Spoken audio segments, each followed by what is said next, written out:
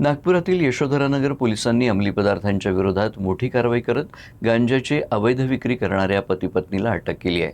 संघर्षनगर परिसरातील एका घरातून 7 किलोहून अधिक गांजा जप्त करण्यात आला असून या प्रकरणाचा पुढील तपास सुरू आहे.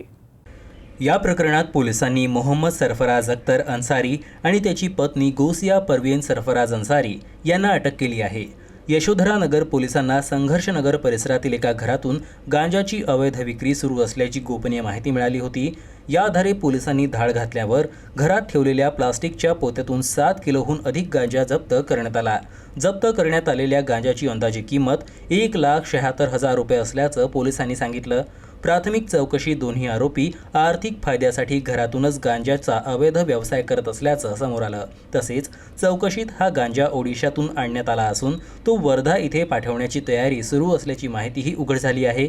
या प्रकरणी दोघांविरुद्ध NDPS कायद्यान्वये गुन्हा दाखल करण्यात आला असून गांजाचा पुरवठा करणारे आणि या रॅकेटमध्ये सहभागी असलेल्या इतर आरोपींचा पोलिसांकडून शोध सुरू आहे.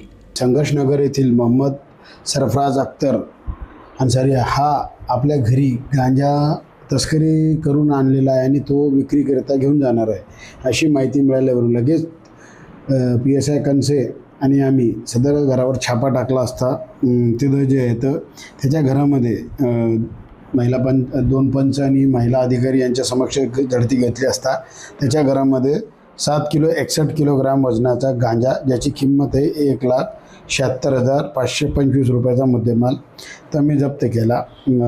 याच्यामध्ये जे आहे तर 2 आरोपी आहेत. तिची पत्नी गौसिया परवीन ह्यांनीसुद्धा या गुन्ह्यामध्ये तिचा सहभाग आढळून आल्यामुळे आम्ही तिला पण याच्यामध्ये आरोपी बनवलेले आहे. काल संध्याकाळी दोघांनाही 16:30 वाजता च्या नंतर अटक करण्यात आली आहे आणि आता सध्या आरोपी हे पोलीस कस्टडीकरता कोर्ट न्यायालयात पाठवण्यात आले आहे. सदरचा गांजा आम्ही जो तपास केला त्याच्यामध्ये त्यांनी तो ओडिशा इथून आणलेला आहे आणि तो हिंगणा जिल्ह्यामध्ये वर्धा जिल्ह्यामध्ये विक्रीसाठी जाणार होता. तर ह्याबाबत आमचा तपास चालू आहे. याच्यामध्ये बॅकवर्ड आणि फॉरवर्ड लिंक जे भेटेल त्याच्यामध्ये जे जे आरोपी निष्पन्न होतील ते सगळेच आरोपी आम्ही करणार आहोत.